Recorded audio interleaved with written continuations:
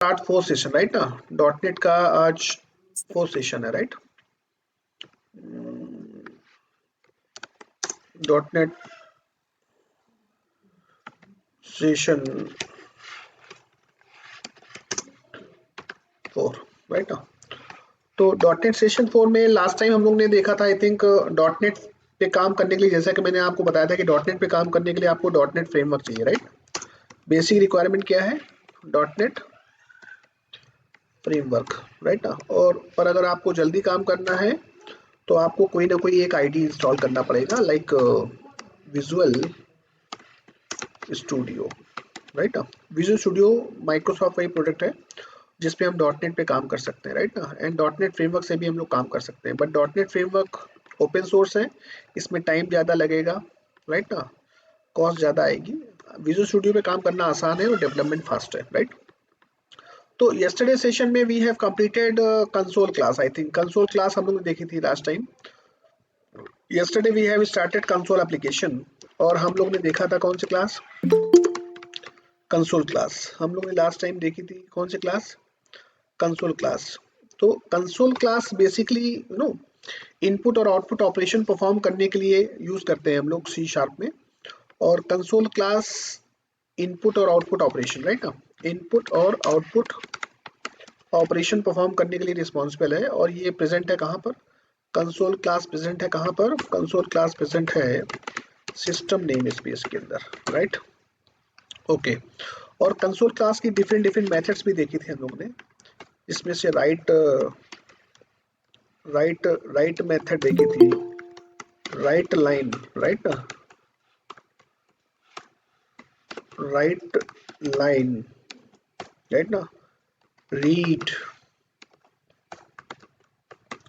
Line है ना। Various method we have seen yesterday. तो चलो फर्स्ट एप्लीकेशन हम लोग सी शार्प पे बनाते हैं right. Open Visual Studio and start our new first console application using Visual Studio right ना। तो start a new project, create a new project, and here we have to choose console application using .NET framework right। Next, application का नाम इन्होंने जो भी नाम आपको देना है या चेंज करना है वो यहाँ से चेंज कर सकते हैं आप, और क्रिएट। तो यस्टरडे कंसोल एप्लीकेशन की हम लोग ने मेथड्स देखी थी। मेथड्स में हम लोग ने डिफरेंट मेथड्स देखी थी। फॉर एग्जांपल कंसोल में हम लोग ने डिफरेंट मेथड्स देखी, like read line, right line है ना। डिफरेंट स्टैटिक मेथड्स हम लोग डायरेक्टली क्लास के नाम से कॉल कर रहे हैं ठीक है। तो कोई भी प्रोग्राम अगर अपने को करना है सी शार्प में, लाइक जैसे सपोज दैट हमने दो वेरिएबल लिए a comma b comma c, तीन वेरिएबल लिए, और यूजर से अगर अपने को इनपुट लेना है, जैसे फॉर एग्जांपल हमने तीन वेरिएबल लिए राइट ना, और यूजर से अगर इनपुट लेने के लिए मतलब आउटपुट मैसेज प्रिंट कराने के लिए console dot right line, simple सा प्रोग्राम है 2 नंबर के एडिशन का राइट ना, एंटर 2 नंबर्स राइट ना। यूजर नंबर डालेगा, उस नंबर को रीड करने के लिए हमारे पास में कंसोल क्लास की कौन सी मेथड है, रीड लाइन। कौन सी मेथड है, रीड लाइन। और रीड लाइन जो मेथड है ना, इस मेथड का रिटर्न टाइप स्ट्रिंग है। देखो आप गौर से देख रहे होंगे आप लोग, इसमें आपको दिखाई दे रहा होगा कि इस मेथड का रिटर्न टाइप स्ट्रिंग है, दिखाई दे रहा है। इस मेथड का रिटर्न टाइप क्या स्ट्रिंग है, मतलब जो भी डेटा आप दोगे, जो भी नंबर्स आप दोगे, रीड लाइन मेथड उसको स्ट्रिंग में रीड करेगी, मतलब रीड करेगी और स्ट्रिंग वैल्यू उसकी रिटर्न करेगी, मतलब रीड करने के बाद में उस वैल्यू को स्ट्रिंग फॉर्मेट में रिटर्न करेगी। तो अगर हम इसको किसी इंटीजर टाइप के वेरिएबल में स्टोर करते हैं तो ए हमारा किस टाइप का है, इंटीजर टाइप का है, और console dot read line value return कर रहा है कैसी, स्ट्रिंग टाइप की। तो हमको इसको क्या करना पड़ेगा, कन्वर्ट करना पड़ेगा। किस में कन्वर्ट करना पड़ेगा, इंटीजर में कन्वर्ट करना पड़ेगा। तो इंटीजर में कन्वर्ट करने के लिए हमारे पास में दो तरीके हैं। इंटीजर में कन्वर्ट करने के लिए हमारे पास दो तरीके हैं। पहला तरीका int dot parse. Parse is a method, parse is a method, parse is a method है ना।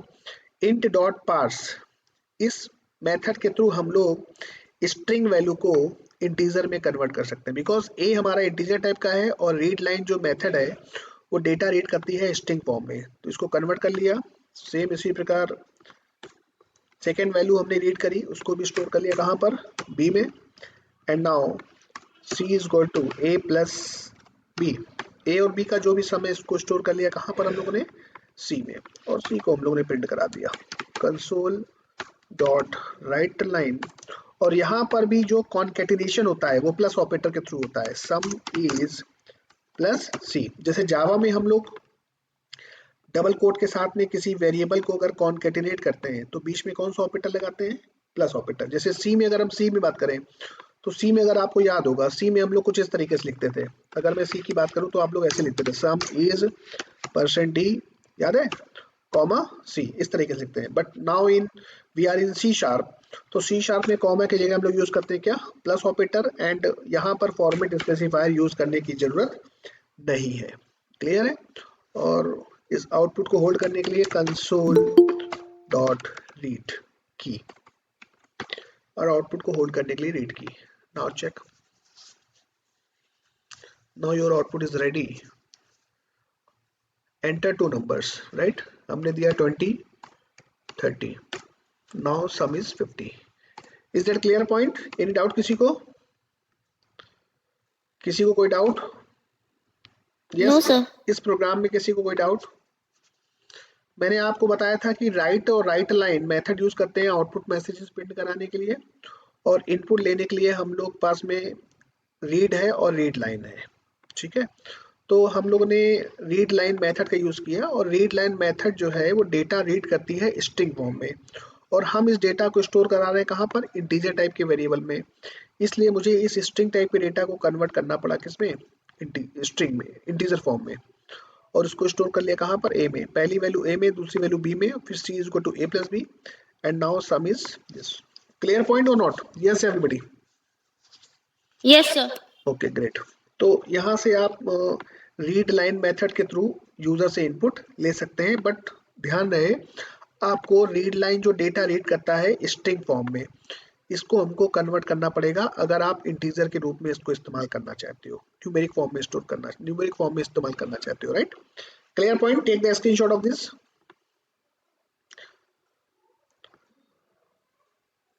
तो रीड लाइन हम लोग ने मेथड देखी, राइट और राइट लाइन है ना, पता है हमको। रीड जो है ना वो सिंगल कैरेक्टर रीड करती है। रीड मेथड क्या करती है, read method reads the single character, reads the single character, और उस मतलब सिंगल कैरेक्टर को रीड करेगी। ये हमने शायद एग्जांपल लास्ट टाइम बताया था, read the single character and return the ASCII value of that character, right? Yesterday lecture में हमने बताया था कि नहीं बताया था? Yes yes all of you? Yes sir, yes sir. बताया था ना हमने, रीड मेथड का यूज, राइट? Yes sir. चलो ग्रेट। तो उसके बाद हम लोग बात करते हैं, ये सिंपल सा प्रोग्राम है।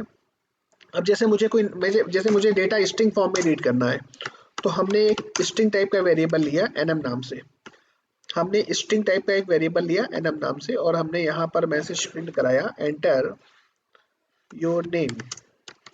अब यूजर नाम डालेगा, उस नाम को हमको क्या करना होगा, रीड करना होगा। तो रीड करने के लिए हमारे पास में कंसोल डॉट रीड लाइन, जो कि पूरी लाइन रीड करती है, और ये रीड करती है डेटा किस फॉर्म में, स्ट्रिंग फॉर्म में। तो हमको कोई कन्वर्ट करने की जरूरत नहीं है, डायरेक्टली हम इसको nm में असाइन कर सकते हैं, राइट? और उसके बाद हम लोग कंसोल डॉट राइट लाइन, और यहाँ पर हम लोग प्रिंट करा लेंगे क्या, my name is plus nm। जो कुछ भी आपने रीड किया होगा, उसको कहाँ स्टोर कर लिया, nm में। और nm में स्टोर करने के बाद में आप इसको क्या करा सकते हो, प्रिंट करा सकते हो, console dot right line my name is this. Now run, enter your name Ram Kanpur वाले। क्लियर है कि नहीं क्लियर है? Yes everybody? मतलब यूजर से इनपुट और आउटपुट हम दोनों ही तरीके के ऑपरेशन परफॉर्म कर सकते हैं। इनपुट लेने के लिए हमारे पास में सी शार्प में रीड लाइन मेथड है, जो कि डेटा रीड करती है स्ट्रिंग फॉर्म में। अगर आप उसको न्यूमेरिक फॉर्म में इस्तेमाल करना चाहते हो तो you have to convert it, right? Clear point कि नहीं क्लियर है? Yes everybody? Yes sir. Great. जैसे सपोज दैट फॉर एग्जांपल हम लोग एक प्रोग्राम और करते हैं, जैसे फॉर एग्जांपल कमेंट कैसे लगाते हैं, ये तो नेम स्पेस अननेसेसरी के लगे हुए हैं जिनका अभी हम यूज नहीं कर रहे हैं, राइट। तो प्लीज सब लोग टाइम से आ जाओ तो क्लास होने में दिक्कत ना हो, ठीक है ना।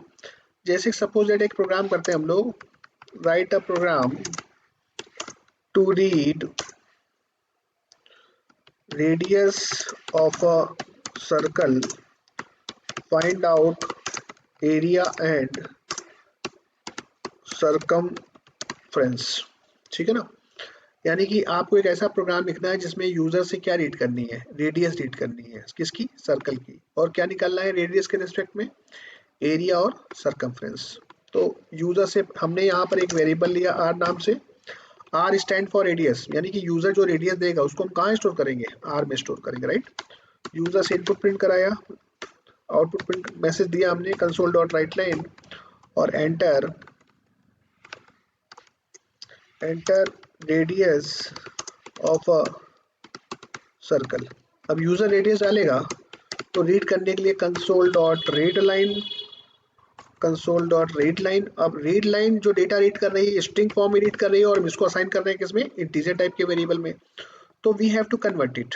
How we can convert it, हम लोग को कन्वर्ट करने के लिए दो तरीके हैं। मैंने एक तरीका आपको बताया था इंट डॉट पार्स इंट, एक तरीका है क्या, इंट डॉट पार्स, इस तरीके को इस्तेमाल कर सकते हैं। और दूसरा तरीका हमारे पास में है कन्वर्ट क्लास है। कन्वर्ट क्लास की स्टैटिक मेथड है टू इंट 32, यानी कि इस तरीके से भी convert is a predefined class and to int 32 is a static method of convert class. इसके माध्यम से भी हम लोग स्ट्रिंग टाइप के डेटा को इंटीजर में कन्वर्ट कर सकते हैं, राइट ना। तो आर में डेटा आ गया, फॉर्मूला क्या होता है एरिया का, एरिया का फॉर्मूला, सर्कल के एरिया का फॉर्मूला क्या होता है, पाई आर स्क्वायर 3.14 इंटू आर। जो भी एरिया निकालेंगे किसके रिस्पेक्ट में निकालेंगे, रेडियस के रिस्पेक्ट में। तो यहाँ पर जो भी कैलकुलेशन होगा उसका जो भी रिजल्ट किस में आएगा, फ्लोट में आएगा। तो या तो फ्लोट टाइप का वेरिएबल ले लें या फिर डबल टाइप के वेरिएबल ले लें।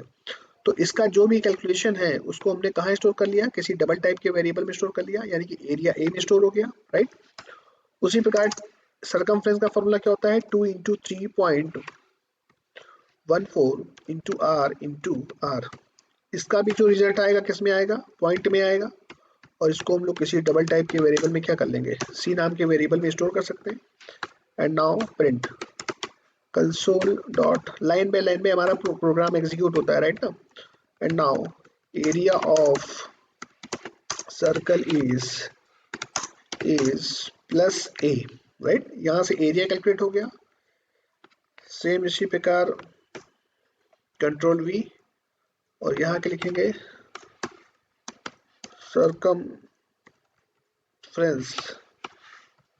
circumference of circle is plus C, right ना।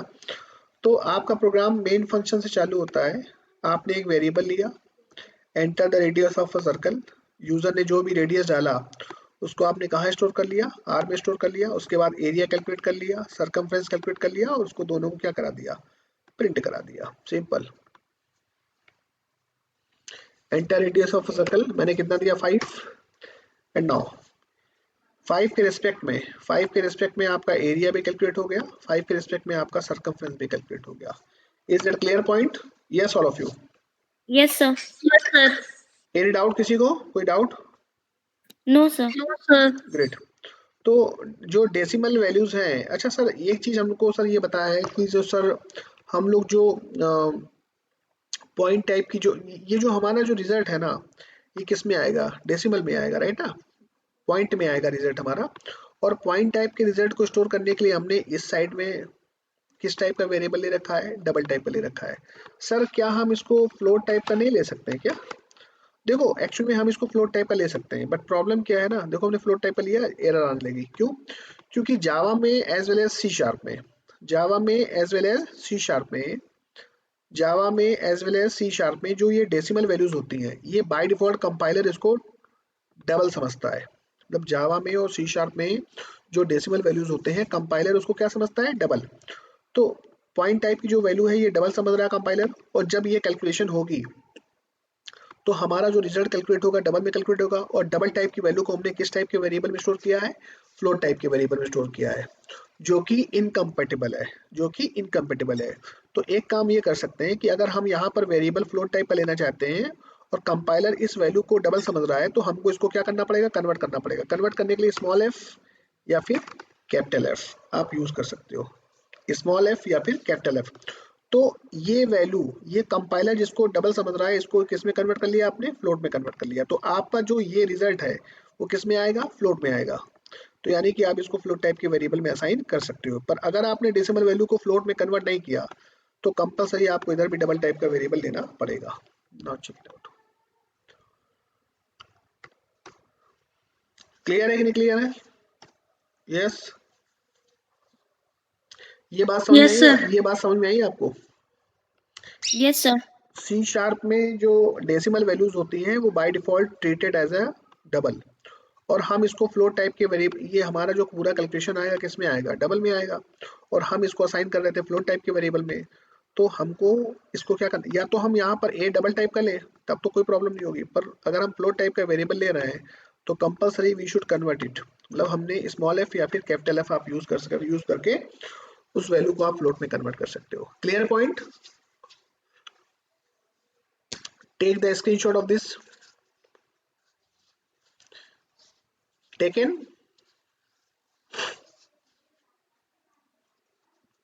Yes, all of you taken? Yes, sir. Great, Yes, sir. great, Yes, sir. great.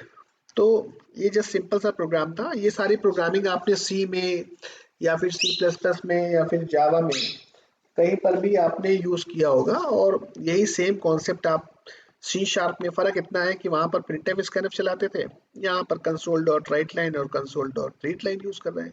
बाकी सारे programme as it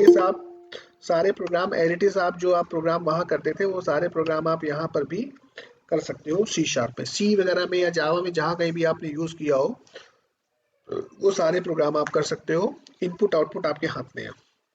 clear point? तो आज हम लोग आगे बढ़ते हैं कि सी शार्प में आपने कंपाइलेशन और एग्जीक्यूशन स्ट्रक्चर देखा। तो आज हम लोग देखना चाहते हैं कि CLR के कौन कौन से कंपोनेंट्स हैं, what are the important components of CLR। तो जैसा कि हम लोग देखते हैं कि सी शार्प का जो कोड है सी शार्प का जो कोड है इसको कौन कंपाइल कराएगा, जो सी शार्प का कोड है इसको, सी शार्प का जो हाई लेवल कोड है इसको कंपाइल कौन कराएगा? यस, इसको कौन कंपाइल कराएगा? यस, इसको Sir, कंपाइल please कराएगा। repeat the question. C sharp के कोड को कंपाइल कौन करेगा? So, C sharp के कोड को कंपाइल। सी शार्प के कोड को कंपाइल कौन करेगा? सी शार्प का compiler. Yes sir, Yes, sir. जो सी Yes, शार्प का sir. कोड होगा उसको कंपाइल कौन करेगा? सी शार्प का कंपाइलर। और कंपाइलर सी शार्प के कोड को कंपाइल करने के बाद में कन्वर्ट करेगा किसमें? MSIL code. MSIL कोड में, राइट ना? MSIL कोड जिसको बोलते हैं माइक्रोसॉफ्ट इंटरमीडिएट लैंग्वेज। और इस कोड को रन कौन कराएगा? MSIL कोड को कौन रन कराएगा? MSIL कोड को रन कराएगा, right, CLR common language run time. और common language run time MSIL code को कन्वर्ट करेगा किसमें? मशीन कोड में, राइट? मशीन कोड में कन्वर्ट हो जाएगा, राइट ना? Machine code, right? तो सी शार्प का जो CLR है वो MSIL कोड को कन्वर्ट करेगा किसमें? MSIL कोड में। तो आज हम लोग को एक्चुअली देखना है कि जो ये CLR है वो हमारे इस MSIL कोड को कन्वर्ट कर रहा है किसमें? मशीन कोड में, राइट? तो हम लोग को एक्चुअली देखना है कि CLR के कौन कौन से कंपोनेंट्स हैं, what are the important components, what are the important friends of CLR। components of CLR के कौन कौन से कंपोनेंट्स हैं, या कह सकते हो कि CLR के कौन कौन से खास दोस्त हैं। CLR का पहला खास दोस्त है JIT। CLR का सबसे खास दोस्त है कौन है? JIT, just in time. उसका फुल फॉर्म क्या है? Just in time, just in time. दूसरा खास दोस्त कौन है? दूसरा खास दोस्त है CTS। इसका full form common type system, right. तीसरा खास दोस्त है CLS, common language specification, common language specification, common language specification. और चौथा खास दोस्त है GC। GC का मतलब होता है गार्बेज कलेक्टर, गार्बेज कलेक्टर। तो what are the important components of CLR? CLR के कौन कौन से खास दोस्त हैं? CLR का पहला खास दोस्त है कौन सा? CLR का पहला खास दोस्त है JIT, जस्ट इन टाइम। दूसरा खास दोस्त है CTS, कॉमन टाइप सिस्टम। तीसरा कंपोनेंट इंपॉर्टेंट कंपोनेंट है CLS, कॉमन लैंग्वेज स्पेसिफिकेशन। और चौथा खास दोस्त है GC, garbage collectors. All these are the important components of CLR. All are the important components of CLR. All are the important components of CLR. Is that clear point? Yes, everybody. Yes, All sir. are the important. मैं बात कर रहा हूँ किसकी? CLR। वो CLR जो तुम्हारे इस MSIL कोड को कन्वर्ट करता है किसमें? मशीन कोड में। हम उसके कंपोनेंट की बात कर रहे हैं कि उसके पास में इंटरनली कौन कौन से कंपोनेंट हैं जो तुम्हारे इस MSIL कोड को मशीन कोड में कन्वर्ट करने के लिए, या और भी जो इंटरनली वर्क है वो क्या परफॉर्म करता है। JIT क्या करता है, CTS CLS क्या करता है, गार्बेज कलेक्टर क्या करता है। ये हमको अपने अपने काम, इनके जो भी काम हैं, इनके जो भी वर्क हैं, ये हमको पता होने चाहिए कि कैसे CLR MSIL कोड को मशीन कोड में इंटरनली कन्वर्ट कर रहा है। Clear point? Yes everybody. तो पहला Yes, sir. हम लोग बात करते हैं जस्ट इन टाइम JIT, इसको हम लोग बात करते हैं JIT। JIT is called as just in time compiler. Actual में it is a just in time क्या है? JIT क्या है? just in time, just in time. It is a compiler. It is a compiler. It is a compiler which is responsible to convert MSIL code into machine code, into machine code। But मैं आपको main चीज बताना चाहता हूं कि JIT का main काम क्या है। JIT का मेन काम है the main work of JIT is to improve the main work of JIT is to increase the performance of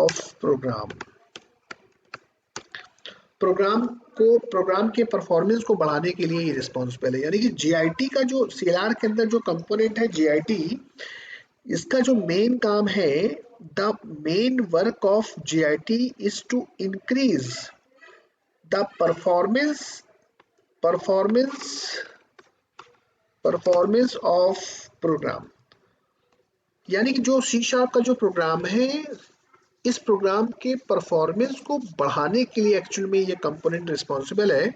और ये जो JIT है ना, ये सब जगह मिलेगा आपको। ये जावा में भी मिलेगा आपको, पाइथन में भी मिलेगा आपको। पाइथन में भी जिन लोगों ने पाइथन पढ़ी होगी उन्होंने ये कंपोनेंट के बारे में पढ़ा होगा JIT के बारे में, और जिन्होंने जावा पढ़ी है उन्होंने JIT के बारे में जरूर पढ़ा होगा। एक्चुअल में जो ये जावा में भी यूज होता है कंपोनेंट JVM के साथ में, और पाइथन में यूज होता है PVM के साथ में, और .NET में CLR के साथ में यूज होता है।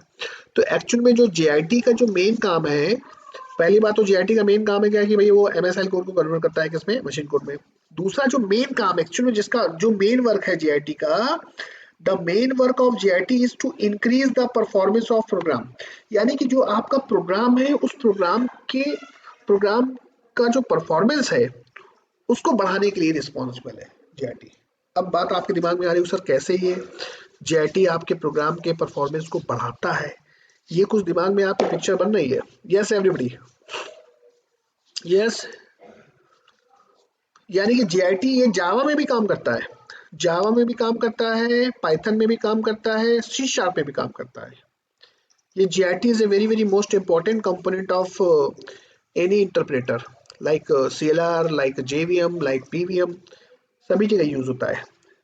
किसी को पता है कि JIT कैसे परफॉर्मेंस को बढ़ाता है, प्रोग्राम के एग्जीक्यूशन टाइम को, मतलब परफॉर्मेंस को फास्ट करता है?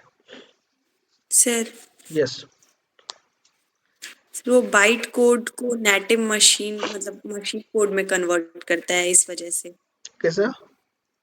सर जब वो बाइट कोड को मशीन कोड में कन्वर्ट करता है इस वजह से। नहीं, परफॉर्मेंस उसका कैसे बढ़ रहा है फिर?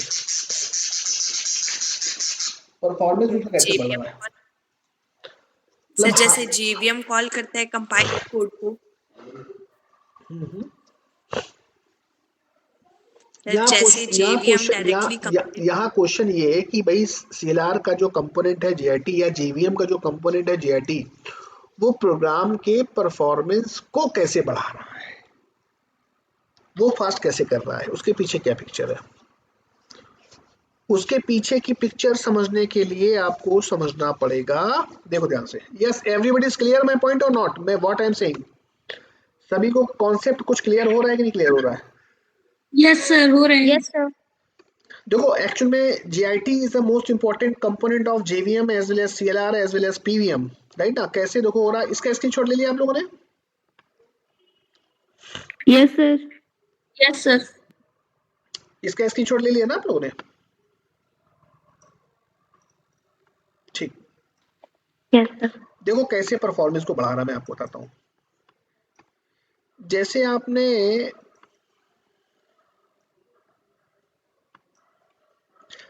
आपने फॉर एग्जांपल ध्यान दीजिएगा, जैसे आपने सी शार्प का आपने कोड लिखा, ठीक है, हाई लेवल कोड लिखा आपने। सी शार्प के कंपाइलर ने इस हाई लेवल कोड को कन्वर्ट कर दिया किसमें?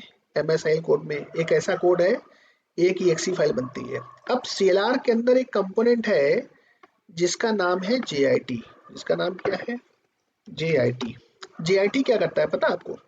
JIT सबसे पहले इस MSIL कोड को चेक करेगा, ठीक है, चेक कर लिया इसने, ओके है कोड की नहीं, ठीक है। चेक करने के बाद में कहीं ना कहीं वो इंटरनली इस कोड को कंपाइल कर रहा है या चेक कर रहा है, और चेक करने के बाद में जो इसमें रन टाइम मेथड्स यूज हो रही है, जो रन टाइम ऑब्जेक्ट्स यूज हो रहे हैं, इनको JIT यहाँ से कॉल करेगा, और कॉल करने के बाद में एक टेम्परेरी मेमोरी वर्चुअली क्रिएट होती है। एक टेम्परेरी वर्चुअली मेमोरी क्रिएट होती है, और JIT क्या करता है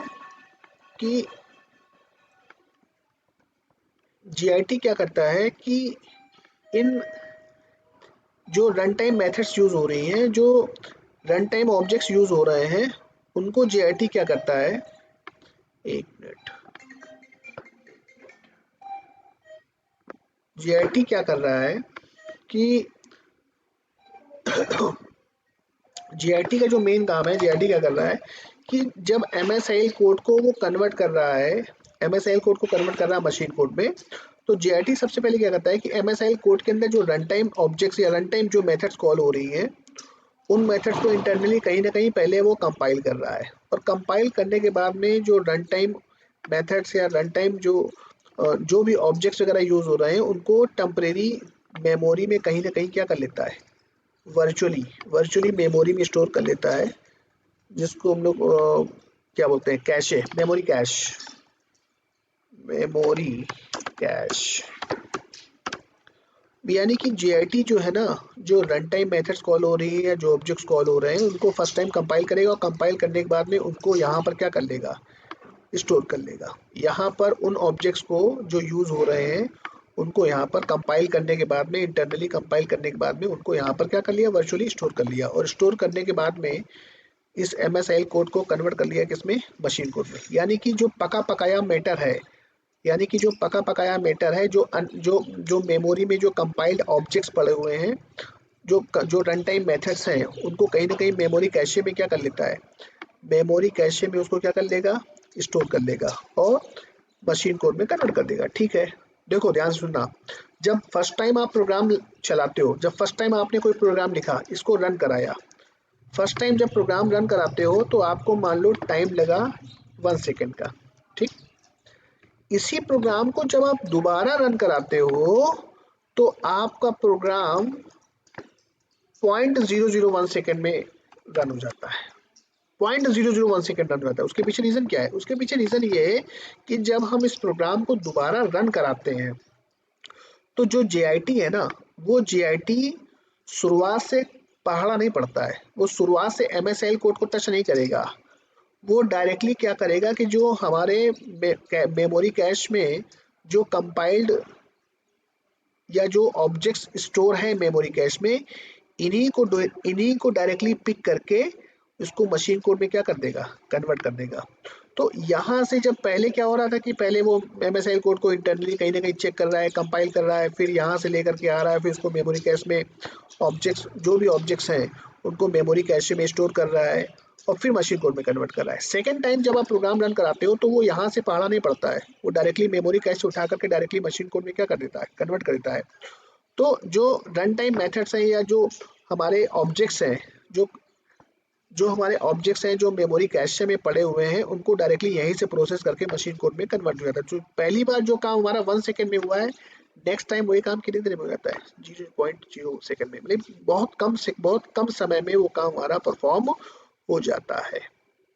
तो ये जो रन टाइम, ये जो ऑब्जेक्ट्स हमारे पड़े हुए हैं, तो ये अब जैसे रन टाइम जो ऑब्जेक्ट्स पड़े हुए हैं तो इनको कोई ना कोई रिलीज करने वाला भी होना चाहिए।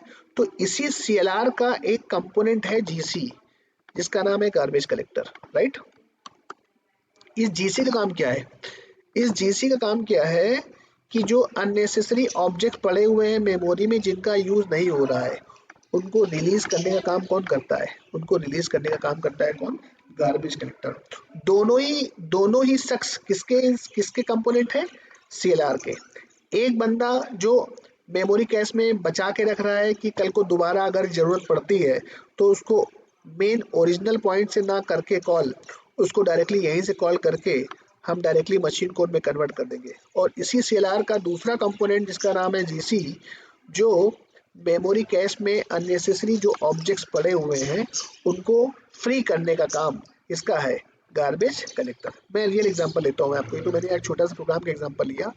ये मान लो आपका लैपटॉप है, फॉर एग्जांपल ये आपका लैपटॉप है, राइट। ये आपका लैपटॉप है। इस लैपटॉप को जब फर्स्ट टाइम चालू करते हो आप, इस लैपटॉप को जब आप, yes everybody is getting my screen और not? Yes, any question? Yes, anyone else? Yes, कोई क्वेश्चन? हर्षित? सर अगर मान लीजिए कि हम लोग एक कोड लिख रहे हैं और देन उसके बाद वो थोड़ी देर के लिए स्टोर हो गया, तो वो कितने टाइम बाद गार्बेज कलेक्टर के द्वारा हटा दिया जाएगा? वो डिपेंड करेगा, वो हम लोग प्रोग्राम, वो सिस्टम के कंपोनेंट पे डिपेंड करेगा। सर मिनिमम फिर भी टाइमिंग कुछ होती है ना, जैसे कि एक दिन वी कांट से एनीथिंग उसके बारे में। देखो वो मैंने क्या बोला, अब जैसे आपका लैपटॉप है फॉर एग्जांपल, बात समझो। जैसे आप लैपटॉप फर्स्ट टाइम चालू करते हो, जब लैपटॉप आप फर्स्ट टाइम चालू करते हो तो आपके लैपटॉप को चालू होने, मान लो लैपटॉप के सारे रिसोर्सेस, मान लो फॉर एग्जांपल लैपटॉप के तुम्हारे ऑपरेटिंग सिस्टम के सारे रिसोर्सेस यहाँ पर रखे हैं, D drive, C drive, C drive, desktop, right. जब फर्स्ट टाइम आप लैपटॉप अपना चालू करते हो तो आपके सारे रिसोर्सेज मान लो फर्स्ट टाइम यहाँ से लोड होते हैं, ठीक है, लोड हो गए, आ गए, ठीक है। जब वो पहली बार जब लोड करता है ना, तो यहाँ पर भी कहीं ना कहीं टेम्परेरी मेमोरी बन रही है, जिसको हम लोग मेमोरी कैशे बोल रहे हैं। यानी कि पहली बार भी तो वो कहीं ना कहीं कंपाइल हो रहा है, कहीं ना कहीं वो इंटरनली प्रोसेस हो रहा है, प्रोसेस होने के बाद में वो यहाँ लोड हो गया, ठीक है। पर वो कहीं ना कहीं उसकी एक कॉपी हमारे पास में जो लोड होने में ज़्यादा टाइम ले रहे हैं, उनको कहीं ना कहीं ऑपरेटिंग सिस्टम कहाँ स्टोर कर ले रहा है? मेमोरी कैशे में स्टोर कर ले रहा है। क्यों कर ले रहा है? क्योंकि ये जानता है कि अगर आप सिस्टम रीस्टार्ट करते हो तो वो इम्पॉर्टेंट फाइल्स जो लोड होने में ज़्यादा टाइम ले रही हैं, उनको यहाँ से ना लेकर के उसको कहाँ से ले ले? मेमोरी कैश से ले ले। तो जो काम आप स्टार्टिंग में आपको मान लो अगर आपको लैपटॉप चालू होने में आपका 3 मिनट लगता है और उसी लैपटॉप को जब आप रीस्टार्ट करते हो तो 1 मिनट में हो जाता है। उसके पीछे क्या थ्योरी है? उसके पीछे थ्योरी यही है कि जो अननेसेसरी जो लोडिंग होने में ज़्यादा, जैसे डेस्कटॉप आपका लोड लेने में टाइम ज़्यादा लेता है तो उसको कहाँ रख लिया? मेमोरी कैश में रख लिया। दोबारा जब रीस्टार्ट करोगे तो वो मेमोरी कैश डेटा हमको यहाँ से मिल जाएगा। पर अगर आप 1 घंटे बाद, फॉर एग्जाम्पल, ये मुझे नहीं पता है कि 1 घंटे बाद चालू करो या आधे घंटे बाद चालू करो या ऑपरेटिंग सिस्टम उस मेमोरी कैश में जो डेटा पड़ा है इसको कब रिलीज कर रहा है।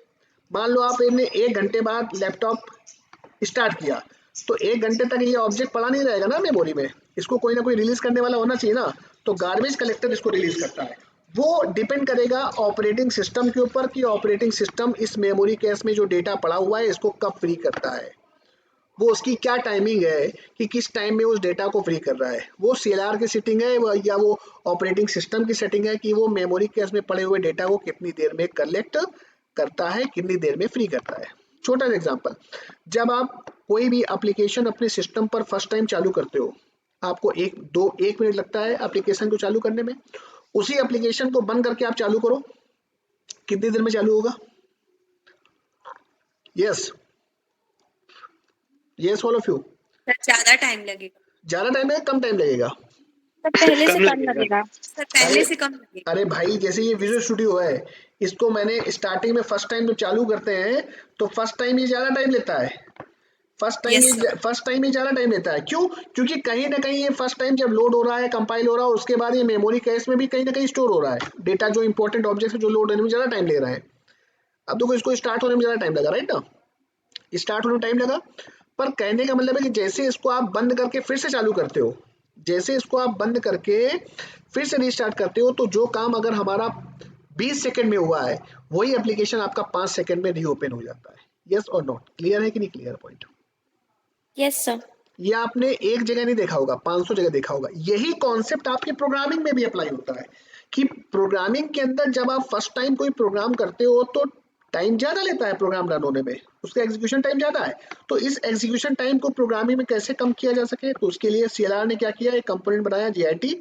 और जीआईटी ने क्या किया कि जो एमएसआई कोड जब कन्वर्ट हो रहा है मशीन कोड में, तो जो पहली बार जो कंपाइल करने वाला जो प्रोसेस है और जो मेमोरी कैश में स्टोर करने वाला प्रोसेस में टाइम ज्यादा लगा, पर जैसे आप प्रोग्राम को दोबारा रन कराते हो तो जीआईटी जो है ना, वो सारा काम जो स्टार्टिंग से यहाँ से लेता था फिर यहाँ पर स्टोर, वो काम नहीं करना पड़ा इसको डायरेक्टली पका कोड कहाँ से मिल गया? मेमोरी कैश से मिल गया और डायरेक्टली इसने कन्वर्ट कर दिया किसमें?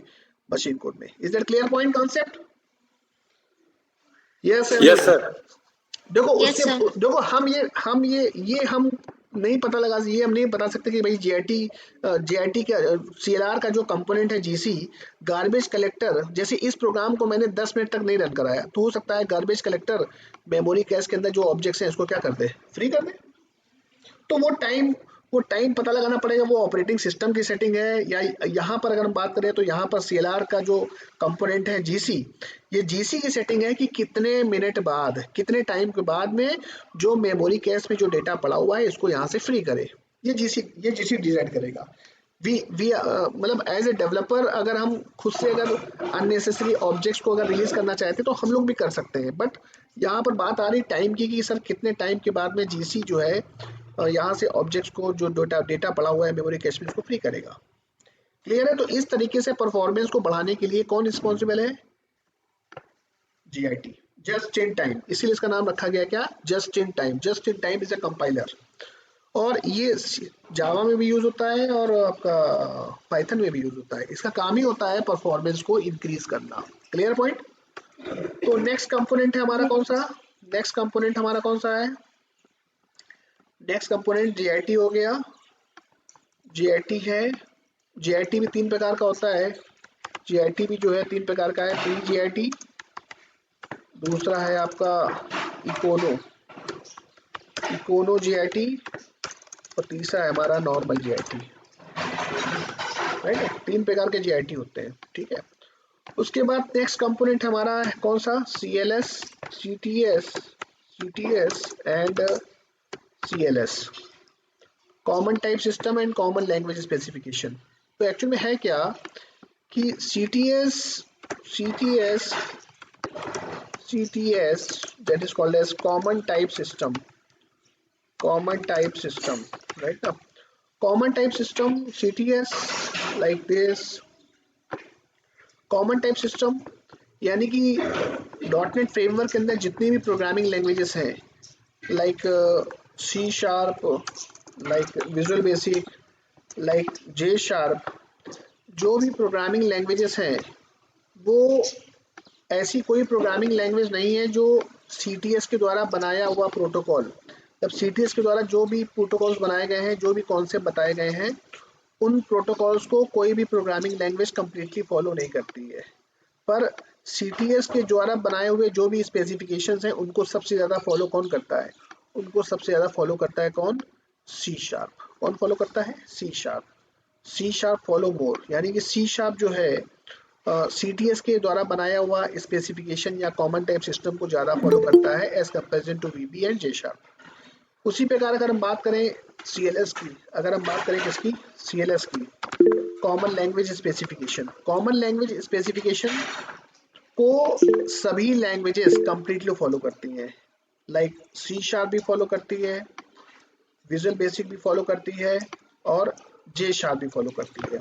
यानी कि सी शार्प, विजुअल बेसिक और जे शार्प या जितनी भी प्रोग्रामिंग लैंग्वेजेस हैं वो 100% CLS को फॉलो करती है, बट कोई ऐसी प्रोग्रामिंग लैंग्वेज नहीं है जो CTS के बनाए हुए प्रोटोकॉल्स को कंप्लीटली फॉलो कर सके 100%, बट हाँ सी शार्प ज़्यादा फॉलो करती है।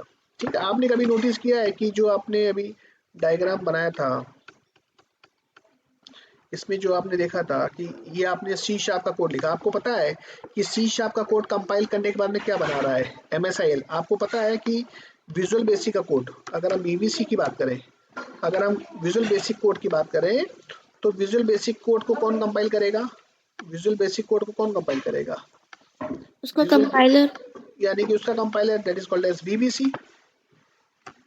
VBC। और आपको पता है कि VBC कंपाइल करने के बाद में कौन सा कोड बना रहा है? यहाँ पर जब विजुअल बेसिक का कंपाइलर है, विजुअल बेसिक का कंपाइलर कोड को कंपाइल करने के बाद में क्या बना रहा है पता है आपको? विजुअल बेसिक का कंपाइलर जब VB के कोड को कंपाइल करेगा तो यहाँ पर भी बनता है क्या? यहाँ पर मसाइल भी बनेगा MSIL कोड। तो इसका मतलब सर ये हो गया कि डॉटनेट फ्रेमवर्क के अंदर जितनी भी प्रोग्रामिंग लैंग्वेजेस हैं, जब उनके कंपाइलर जब अपने अपने कोड को कंपाइल करते हैं तो सभी लोग अपने अपने कोड को किस में कन्वर्ट करेंगे? MSIL कोड में कन्वर्ट करेंगे। क्यों? क्योंकि रन कराने के लिए सिंगल बंदा, रन कराने के लिए CLR रिस्पॉन्सिबल है, क्योंकि CLR जो है ना, CLR को केवल चाहिए क्या? CLR को चाहिए केवल MSIL, because CLR only understand MSIL। CLR को VB से मतलब नहीं है, सी शार्प से मतलब नहीं है, किसी से मतलब नहीं है, सी शार्प को मतलब है क्या? MSIL। तो इसीलिए सारे प्रोग्रामिंग कंपाइलरों को ये इंस्ट्रक्शन दिए गए हैं। यानी किसने इंस्ट्रक्शन दिए हैं? CTS साहब ने भी इंस्ट्रक्शन दिए हैं, CTS एंड CLS। इन्होंने CTS एंड CLS ने एक तरीके से इंस्ट्रक्शन दिए हैं सारे कंपाइलरों को कि भैया सभी लोग अपने अपने हाई लेवल कोड को किस में कन्वर्ट करेंगे? MSIL कोड को कन्वर्ट करेंगे। क्यों? क्योंकि CLR जो स्पेसिफिकेशन फॉलो करता है वो ना तो सी शार्प का फॉलो करता है ना VB का फॉलो करता है। CLR जो है, जो स्पेसिफिकेशन फॉलो करता है, जो स्टैंडर्ड फॉलो करता है, किसका फॉलो करता है? CTS और CLS का। इसीलिए इसका नाम रखा गया क्या? Common language specification. Common language specification. CLR जो है CTS और CLS के स्पेसिफिकेशन को फॉलो करता है, तभी तो वो सभी लैंग्वेजों को कॉमनली एग्जीक्यूट कर सकता है। क्योंकि जितनी भी लैंग्वेजेस हैं, जितनी डॉटनेट फ्रेमवर्क के अंदर जितनी भी लैंग्वेजेस हैं, सभी लैंग्वेजेस कंपाइल होने के बाद में क्या बनाती हैं? MSIL। और उस MSIL कोड को CLR जो है आसानी से समझ सकता है और आसानी से उसको कन्वर्ट कर सकता है किसमें? मशीन कोड में। तो CTS and CLS are the specification या फिर सेट ऑफ रूल्स, जैसे कि मैंने लेक्चर बताया भी होगा।